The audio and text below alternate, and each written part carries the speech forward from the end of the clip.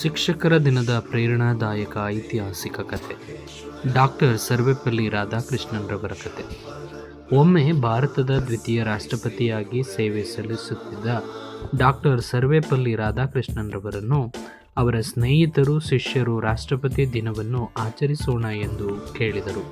ಆಗ ಅವರು ನಗುಮುಖದಿಂದ, ನನ್ನ ಜನ್ಮದಿನವನ್ನು ಪ್ರತ್ಯೇಕವಾಗಿ ಆಚರಿಸುವ ಬದಲು ಅದನ್ನು ಶಿಕ್ಷಕರ ದಿನವಾಗಿ ಆಚರಿಸಿದರೆ ನನಗೆ ತುಂಬ ಸಂತೋಷವಾಗುತ್ತದೆ, ಏಕೆಂದರೆ ನಾನು ಮೊದಲು ಒಬ್ಬ ಗುರು, ನಂತರ ರಾಷ್ಟ್ರಪತಿ ಎಂದರು. ಅವರು ಈ ಮಾತಿನಿಂದ ಸೆಪ್ಟೆಂಬರ್ 5ರಂದು ಭಾರತದೆಲ್ಲೆಡೆ ಶಿಕ್ಷಕರ ದಿನವನ್ನು ಆಚರಿಸಲಾಗುತ್ತದೆ. ಈ ಘಟನೆಯು ನಿಮಗೆ ಹೇಳುವುದೇನೆಂದರೆ, ಗುರುಗಳು ಸಮಾಜದ ದೀಪಗಳು. ಅವರು ತಮ್ಮ ಜ್ಞಾನದಿಂದ ಶಿಷ್ಯರ ಜೀವನವನ್ನು ಬೆಳಗಿಸುತ್ತಾರೆ. ಗೌರವ ಎಂಬುದು ಹುದ್ದೆಯಿಂದ ಅಲ್ಲ, ಸೇವೆಯಿಂದ ಬರುತ್ತದೆ. ಶಿಕ್ಷಕರ ತ್ಯಾಗವಿಲ್ಲದೆ ಸಮಾಜ ಬೆಳೆಯುವುದು ಸಾಧ್ಯವಿಲ್ಲ.